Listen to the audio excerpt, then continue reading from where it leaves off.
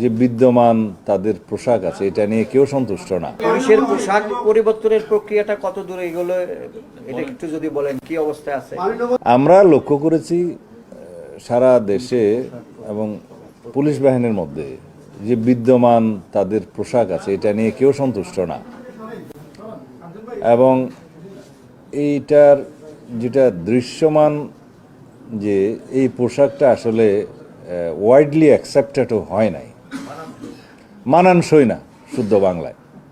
তো সেই জন্য পুলিশ বাহিনীর আবেদনের প্রেক্ষিতে আমরা বিষয়টা বিবেচনা করেছি যে এই ড্রেসটা কীভাবে হয়। তা আমরা একটা ঐতিহ্যবাহী ড্রেস যাতে দেয়া যায় তারও একটা অংশ বিবেচনা করেছি। আমরা আগের যে উপর মানে শার্ট, যেটা কি বলবো, উপরের অংশ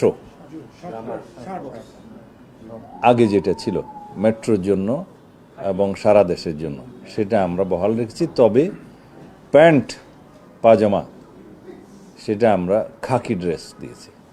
এই হিসাবে তাদের সাথে আলোচনা করে আমরা বিস্তারিত আলোচনা করে এটা একটা গ্রহণযোগ্য পোশাক হিসাবে দিয়েছি।